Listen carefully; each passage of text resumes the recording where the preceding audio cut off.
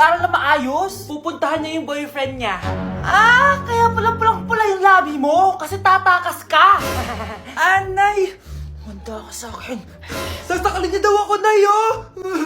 Aba, humanda ka sa akin, bata ka. Halika dito. Anay, hindi na. Nay, nawala daw ni Kuya yung Tupperware mo. Ano?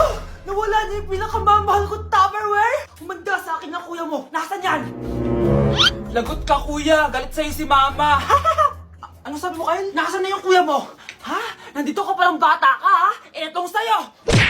Bakit mo pinato yun, Nay? Sabi ni Kyle, nawala mo doon Tupperware ko. Anong nawala? Eto Tupperware mo, Nay, oh.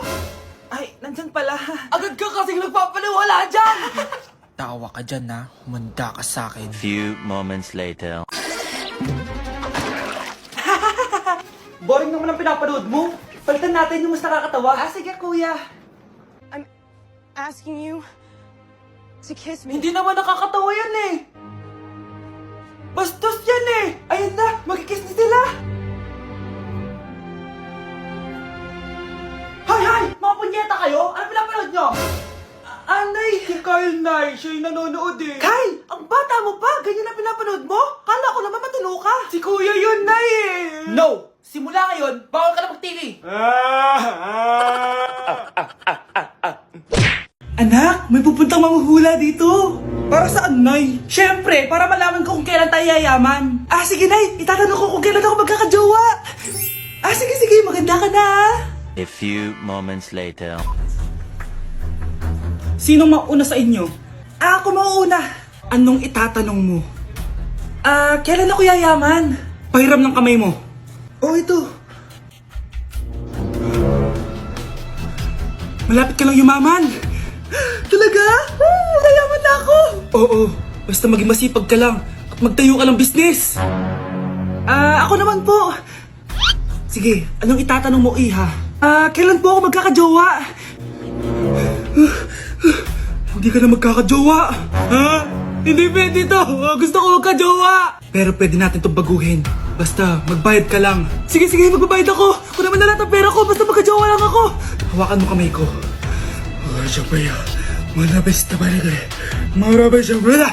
Ayan, may jowa ka na.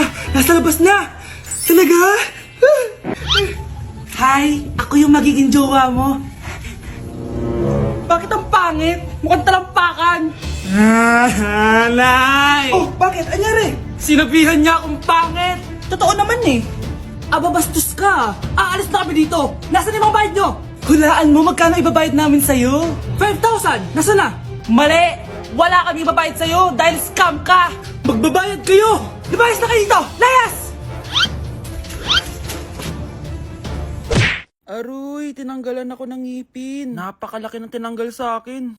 Hello guys! Kung napapansin nyo, naka-brace na naman ako. Ilang araw din ako di makakain na maayos dahil sobrang sakit niya guys. So bakit nga ba ako nagpa-brace ulit? Fun fact lang guys, 6 years na ako naka-brace before. Pero di pa rin na-address yung issue sa ngipin ko. Kung makikita nyo sa picture guys, medyo palabas or flared yung ngipin ko. Kaya naman nag-decide na ako na magpa-brace ulit. Sabi din ng dentist ko, kailangan daw tanggalin yung 4 na premolars ko para daw pumasok yung mga ngipin ko. Kaya ngayong araw, tatanggalin yung mga premolars ko. Bago pala ako pumunta ng dentist, kumain na muna ako kasi alam ko di ako makakain mamaya. Buti na lang talaga masarap ang ulam at nakakain talaga ako na madami. Medyo kinakabahan nga ako kasi ngayon na lang ulit ako mabubunutan ng ngipin. Yung last bunot ko ata nung bata pa ako. Dahil tulog pa si Honey Bunch, di ko na siya gigisingin. Ako na lang mag-isa pupunta sa dentist. Good luck na lang talaga sa akin mamaya. So ayan, kinakausap na ako ni Doc. Sabi niya wala daw ako mararamdaman na sakit kasi may anesthesia naman daw na ilalagay. Ito pala yung x-ray ng mga ngipin ko. So yung may black dot dyan, yun yung mga tatanggalin. Kung makikita nyo din, impacted din yung wisdom tooth ko. So ipapatanggal ko din yan soon. Ito na guys, last look na buo ang ngipin ko. Kasi mamaya bungal na ako. Ayan guys, nilalagay na ni Doc yung naming cream para kapag in-inject na ako ng anesthesia, wala na ako maramdaman. Dito sa part na to, di ko na ma-feel yung bunganga ko. At thank you Lord talaga, hindi siya masakit. Parang hinihila lang yung ngipin mo ganun. Charan! Tapos na, medyo nahirapan si Doc ha. Paano di mahihirapan? Sobrang laki ng kinukuha. Rate ko yung pain niya, siguro 3 out of 10 lang. Pero alam ko mamaya pa to sasakit pag wala na yung anesthesia. Sabi ko din kay Doc kung pwede ko bang itago yung ngipin ko, ilalagay ko lang sa ilalim ng unan. Eto na guys, ang itsura ng ngipin ko ngayon, bungal ira na. Dalawa lang pala muna binunot ni Doc kasi next week daw yung dalawa pa. So yun lang naman guys, bye!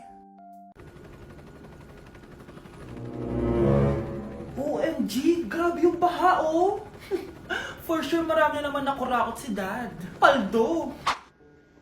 Oh, Cheska, ba't ang aga mo? Di ba traffic kasi baha? Ay, opo ma'am, baha nga po eh. Kaya pinag-helicopter na ako ni daddy para safe ako. Kawawa nga po yung mga tao eh. Wow, sana all. Ah, yes daddy? Opo, nandito na po ako sa school. Yung baon ko 1 million ha, send mo na. Ha? 1 million yung baon niya? No! Binasa mo yung Chanel bag ko! Sorry, Cheska. Alam mo ba kung magkano to, ha? 600,000 to! Mas mahal pa to sa bahay nyo! Napakamahal naman yan.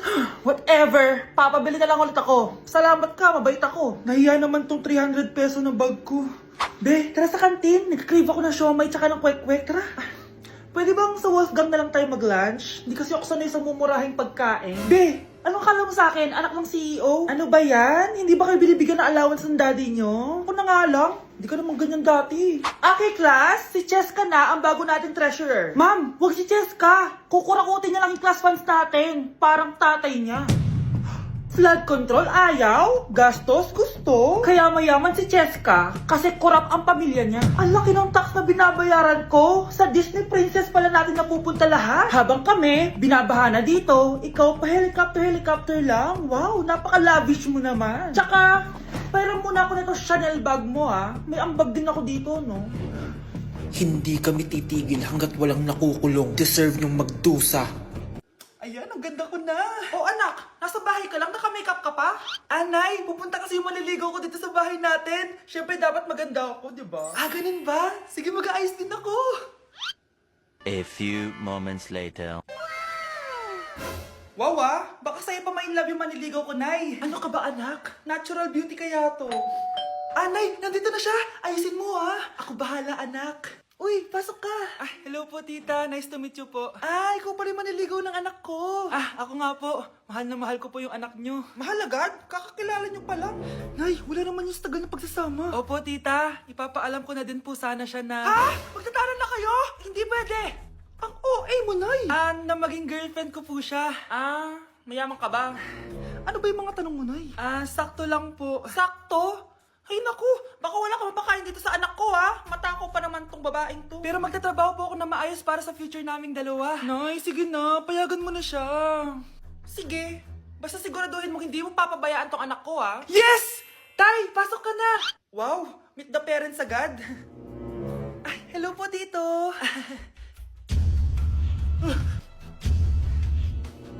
Bakit, Nay? Ex ko yan, anak. Siya yung nagloko sa akin dati. Lumayas kayo dito! Nay! Scarlett! Tara na, anak! Nay! Ano ba kinalaman namin dalawa sa nangyari sa inyo dati? Basta! Hindi kayo pwede! Pero, Nay! Mahal ko siya! Ah, mahal? Sige! Mamili ka! Yang manliligaw mo? O ako, na nanay mo?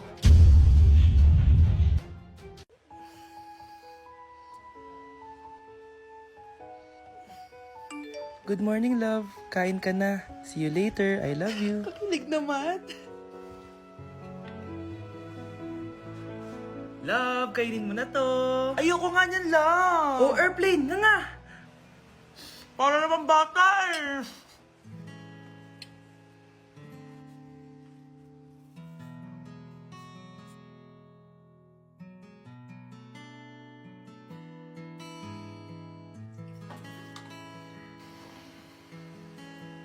Horror papanoorin natin, love Ayoko na, nakakatakot, love. Ayun na, ayun na.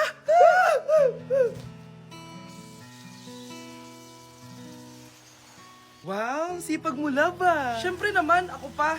O eto. Ah, nakakinis! Pinasama ko! Akin na nga yan! Aba, gumaganti ka Halika dito. Scarlett? Miguel? Kamusta ka na? Eto. Tinupad ko yung pangako ko sa'yo na aalagaan ko pa rin yung sarili ko kahit break na tayo. Buti naman. Gusto mo pumasok? Hindi na. Actually, papunta nga ako sa bahay ng girlfriend ko. May surprise ako sa kanya. May girlfriend ka na? Congrats. Happy for you. Sige na, Scarlett. Una na ako. But then you come and all so far away. Okay, class. The nomination for Muse is now open. Ma'am, I nominate myself. Subukan nyo mag-nominate ng iba. Pa-main character talaga siya, Ma'am, I nominate Scarlett. Hala, maglalaban sila.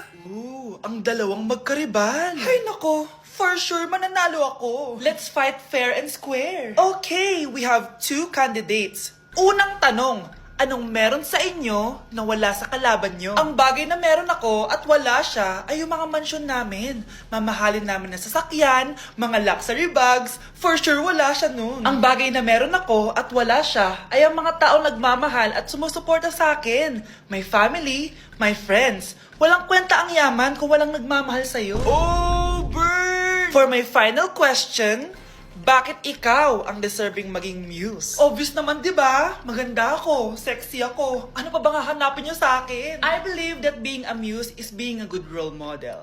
I am confidently beautiful to show the classroom, the school rather, that I have what it takes to be a good role model. And I thank you. We love you, Scarlett! Itaas ang kamay kung boto kay Cheska.